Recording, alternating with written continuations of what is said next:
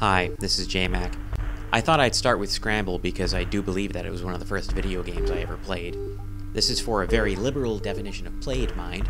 It was in a Cohasset skating rink where I had skating lessons every week or so. I must have been 7.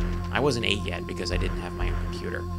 There was a lovely young lady that my parents had hired to teach me to skate. At first she would do this by holding my mittened hands in hers and skating backwards while pulling me along and smiling down at me. I don't remember her name, but I remember her face, and I wonder now how much that influenced my ideals of feminine beauty. There was a comic by Dan Close called Ugly Girls where he talks about this same ideal and how it's different than the current standards of Western objective beauty in women. I guess one summary is that if you think Velma was far more attractive than Daphne on the Scooby-Doo show, then you know where I'm coming from. And the girl who taught me to skate fell into this archetype. I smile to think of it now. The hell of it was, though, I didn't really care about the skating, nor did I really care about the girl, even though I did like her. What I really wanted to do there in that skating rink was go look at the video games. They had a few lined up against the wall, and I think that chilly skating rink was the first place I ever regularly visited that had arcade machines in it. It may seem weird now, but 25 years ago, where I grew up on the South Shore of Massachusetts Bay, any place that had kids in it had arcade machines too. So, skating rinks and bowling alleys and 7-Elevens everywhere. Everywhere except Marshfield. But that wouldn't happen for another year or two.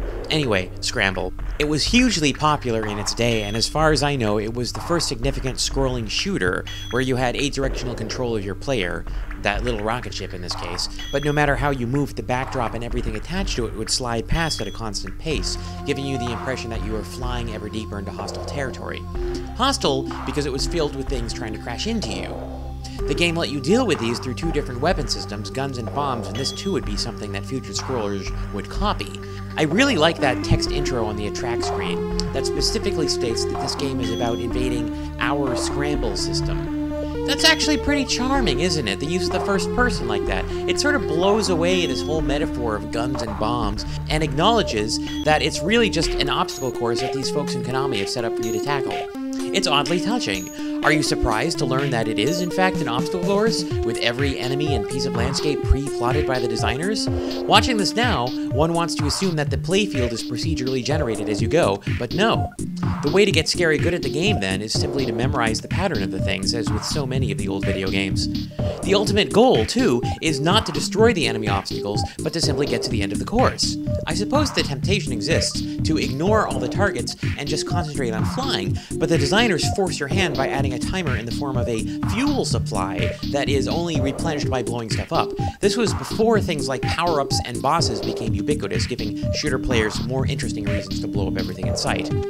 So how did I come to play this game? The thing was, as fascinated as I was by them, I was far too intimidated by the arcade machines to actually play them there at the skating rink. Mostly I just watched grown-ups and older kids play them, and mostly they didn't mind when I did. Well, this one time when I was watching some guy playing it, he suddenly swore under his breath and ran away. I don't know why, maybe he had to take a leak or something. The point is, there I was, facing a game that was already underway, so I reached up and I pressed the bomb button twice. I still remember the noise it made.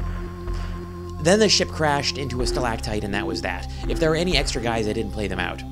This was one of the first times I ever interacted with a computer at all. The very first time was when I was visiting someone's office with my parents. He saw me staring at the terminal on his desk full of glowing green text and invited me to hit the return key, which would cause the page to advance. I did, and the text moved, and that had a big impact on me. Both this game and its sequel were ported to about 1 million home systems. Its sequel, by the way, was called Super Cobra, and was basically the exact same game except that you flew a helicopter instead of a rocket ship. I had that one for my Atari computer. I doubt I ever got halfway through because, my friend, these games are bloody hard and require more patience than I have. This has been another installment of Jmac's Arcade. For more information, show archives, or to subscribe, visit arcade.jmac.org.